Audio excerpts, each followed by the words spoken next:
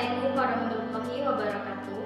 Kami dari kelompok 4 terdiri dari yang pertama Humairatus Salihah, yang kedua saya sendiri Rizka Hidayanti, yang ketiga Febrianti Yusfi Safitri, yang keempat Ahmad Yauddin, dan yang kelima Maitri Damayanti. Kelompok kami akan menjelaskan tentang hambatan perkembangan intelijensia tunagrahita dan anak dengan gangguan emosi dan perilaku. Kami dari Program Studi Pendidikan Guru Sekolah Dasar Fakultas Keguruan dan Ilmu Pendidikan Universitas Negeri. Pertama, istilah tunagrahita. Istilah tunagrahita digunakan untuk sebutan seorang yang punya kemampuan intelektual di bawah rata-rata. Menurut Noraini, penyandang tunagrahita adalah mereka yang memiliki kemampuan intelektual atau IQ dan keterampilan penyesuaian di bawah rata-rata teman seusianya. Sedangkan menurut Kartono, dalam Kamus Lengkap Psikologi Mental Tunagrahita adalah fungsi dan perkembangan intelektualnya di bawah normal yang disertai dengan kelemahan dalam pembelajaran, perkembangan sosial, serta keterlambatan mencapai tingkat dewasa. Nah, menurut Muljono, Abdurrahman, dan Sujaji menerangkan bahwa faktor penyebab tunagrahita ada 5 faktor, yaitu yang pertama faktor genetik. Faktor genetik atau faktor keturunan telah dijelaskan dalam penentuan bidang kimia mengenai tunagrahita yang disebabkan oleh biokimia sel, disorders, dan abnormalitas kromosom. Faktor yang kedua yaitu masa prenatal. Masa ini tunagrahita disebabkan oleh virus rubella atau cacar dan faktor genetis. Yang ketiga yaitu masa natal. Nah, pada masa ini disebabkan karena luka saat kelahiran, misalkan sesak napas atau prematur. Yang keempat yaitu masa postnatal. Pada masa ini disebabkan karena infeksi encephalitis atau peradangan pada sistem jantung atau juga meningitis. Yang terakhir yaitu bisa disebabkan karena faktor lingkungan atau kultural. Nah, dari pendapat Muljono Abdurrahman tersebut dapat disimpulkan bahwa menurut beliau faktor penyebab anak tunagrahita ada 5 penyebabnya, tapi dapat disimpulkan menjadi 3, yaitu yang pertama faktor keturunan, yang kedua faktor minuman atau makanan, yang ketiga ada faktor lingkungan. Nah, dalam hal ini faktor-faktor keturunan, faktor tersebut dapat mempengaruhi ketunagrahitaan baik pada saat prenatal, natal, ataupun postnatal. Nah, adapun pendapat para ahli yang lain membagi faktor-faktor penyebab anak tunagrahita. Yang pertama faktor keturunan. Adanya kelainan kromosom baik dari gonosom ataupun autosom. Nah, autosom yaitu dengan berdiri kepala kecil, mata kecil, atau tumbuh. Sedangkan gonosom yaitu yang biasanya yang seharusnya XY menjadi XY ataupun XY. Faktor yang kedua yaitu gangguan metabolisme. Metabolisme dan adalah hal yang paling penting untuk perkembangan individu, terutama pada perkembangan otak. Nah, kegagalan metabolisme dan hal yang dibutuhkan ini akan mengakibatkan terjadinya gangguan fisik maupun mental. Nah, gejala yang biasanya tampak yaitu seperti tingkah laku yang berbeda dengan anak lainnya, ataupun persendian yang kaku, dan lain-lain sebagainya. Nah, faktor yang ketiga yaitu infeksi dan keracunan. Infeksi dan keracunan ini dapat terjadi saat janin berada dalam kandungan dan terlahir sebagai tunagrahita. Nah, penyebab yang pertama yaitu biasanya faktor rubella. Keracunan ini menyerang ibu hamil pada kehamilan 12 minggu pertama. Selain tunagrahita yang dapat disebabkan oleh keracunan ini yaitu tunarungu atau tidak bisa mendengar, dan kelainan jantung, dan berat badan yang kurang seperti bayi normal. Nah, yang kedua yaitu sifilis bawaan. Kondisi ini membuat bayi kesulitan dalam pendengaran. Yang terakhir yaitu biasanya keracunan dan infeksi sindrom graviditas.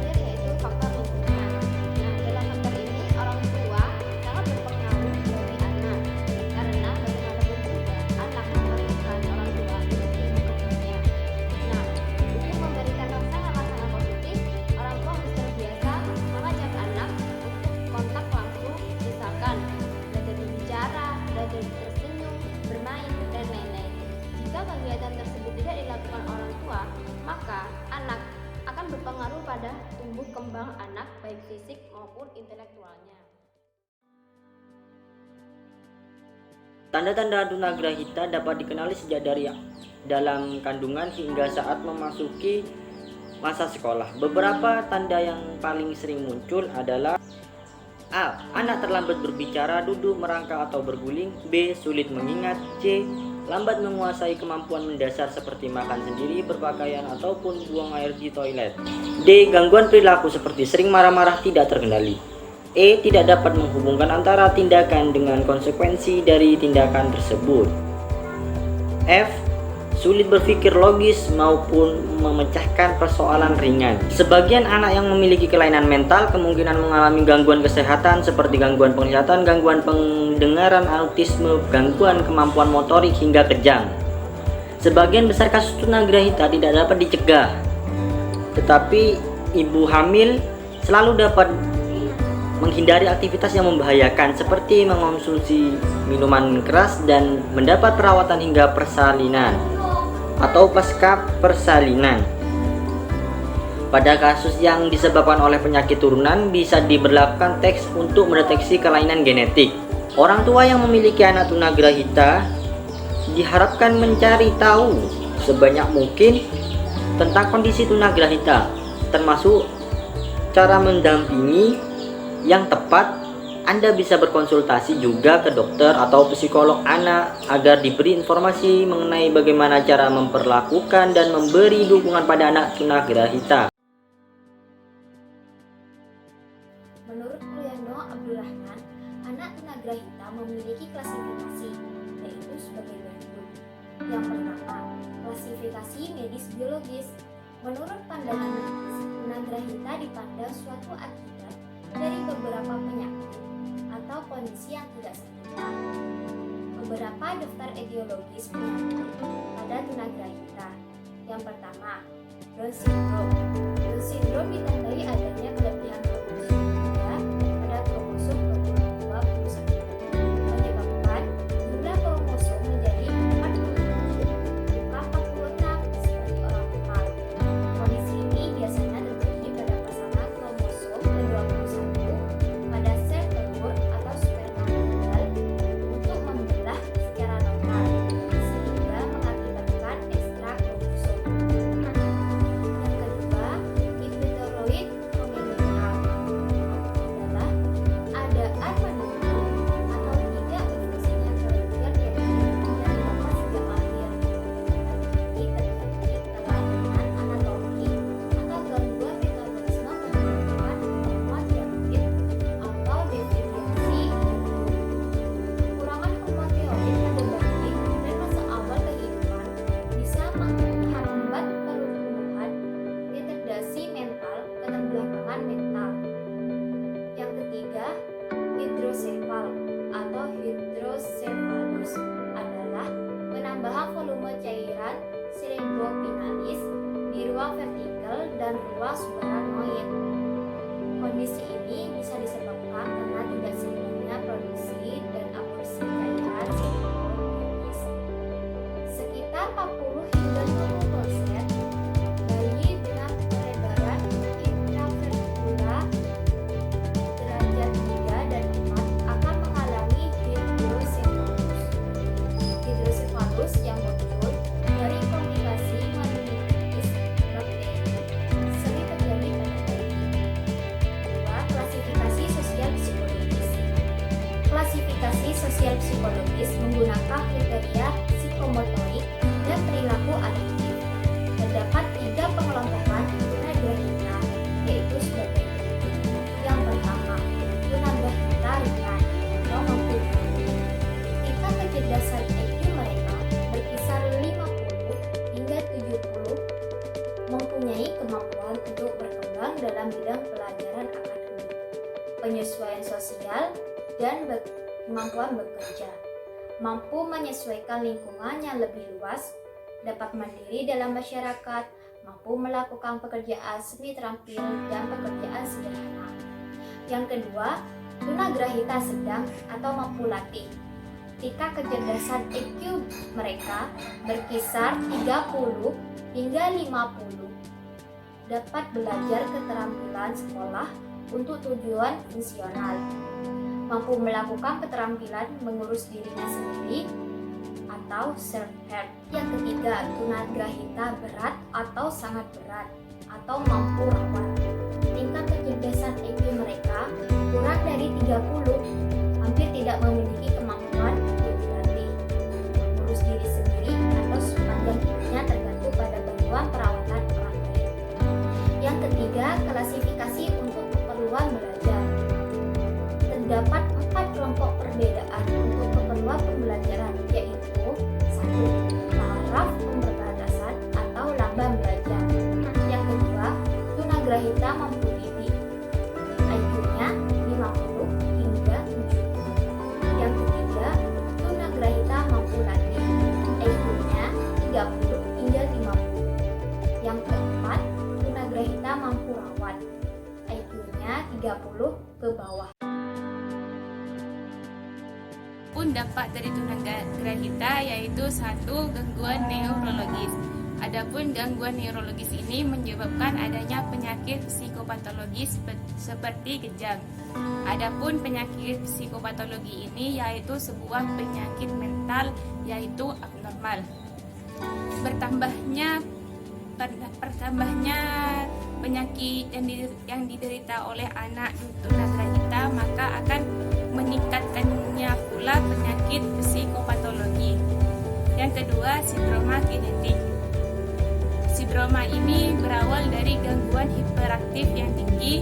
Gangguan ini merupakan gangguan perkembangan yang cukup serius dan mengganggu sistem saraf sehingga membuat anak tunagrahita mengalami kesulitan dalam berkomunikasi serta bersosial.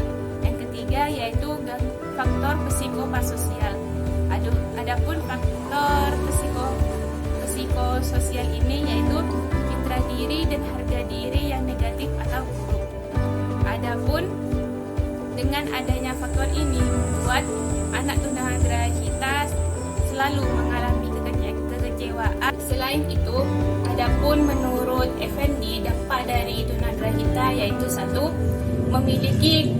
Cenderung memiliki kemampuan berpikir yang konkret dan sukar berpikir.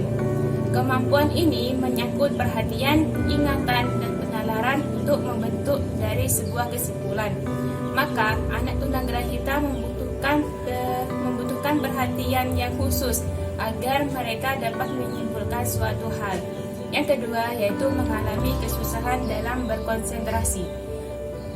Kesusahan dalam berkonsentrasi ini bukan merupakan penyakit, akan tetapi gangguan dari perkembangan si anak. Dengan adanya kesusahan dalam berkonsentrasi ini membuat anak penyandang tunagrahita mengalami kesulitan dalam memperhatikan sebuah pelajaran. Mereka cenderung gampang teralihkan perhatiannya seperti adanya suara, sering menengok kanan kiri dan mengganggu temannya saat pembelajaran dimulai. Yang ketiga yaitu kemampuan dalam bersosialisasi menjadi terbatas. Aktivitas sosialisasi yang dilakukan oleh setiap individu memiliki perbedaan, termasuk sosialisasi pada anak tunagrahita. Dikatakan berbeda karena anak tunagrahita memiliki fungsi intelektual di bawah rata-rata, disertai keterbatasan fungsi adaptif seperti keterbatasan berkomunikasi, keterampilan, perawatan diri, serta sosial. Yang keempat yaitu tidak dapat memahami yang sulit. Jadi, anak tunagrahita ini tidak dapat memahami hal-hal yang berbelit-belit. Jadi, ketika kita akan menanyakan sesuatu kepada anak tunagrahita, pertanyaannya kita tuh harus perlahan-lahan, harus pelan-pelan. Sedangkan untuk mendapatkan respon dari anak tunagrahita, kita harus bersabar karena respon dari anak tunagrahita itu lemah. Yang terakhir yaitu kelima, kurang mampu menganalisis dan menilai kejadian yang dihadapinya. Seperti poin yang pertama, anak tunagrahita itu mengalami kesusahan dalam menyimpulkan sesuatu. Dan dan mengalami kesusahan dalam menilai kejadian yang dihadapinya, seperti mereka melakukan perbuatan ini. Mereka tuh masih belum tahu apa penyebab dari perlakuan yang dia lakukan saat ini. Yang pertama, proses identifikasi anak tunagrahita. Sebelum dilakukan penanganan dan perancangan program pendidikan individual, menjadi satu keharusan untuk melakukan proses identifikasi terlebih dahulu. Hal tersebut dikarenakan karakteristik anak tunagrahita memiliki beragam aspek, sehingga dengan proses identifikasi yang tepat akan diperoleh pola penanganan dan pola pendidikan yang sesuai dengan tingkat kecerdasannya. Yang kedua, pembagian kelas dan muatan kurikulum yang dipelajari. Anak tunagrahita membutuhkan kelas yang sesuai dengan karakteristik mereka. Kelas yang sesuai dengan kebutuhan anak tunagrahita akan membuat anak lebih nyaman dalam belajar, sehingga keterampilan untuk meningkatkan kapasitas diri akan berjalan sesuai dengan proses pendidikan yang akan dilalui. Dalam penelitian ini terdapat kelas yang dibedakan antara kelas persiapan dengan kelas reguler. Yang ketiga, tenaga kependidikan. Untuk menangani anak tunagrahita dibutuhkan tenaga pendidikan handal yang memiliki karakteristik khusus sebagai pendidikan, seperti kemampuan berempati, kesediaan membantu, kesadaran, mengikuti proses, serta keterampilan skill pendidikan.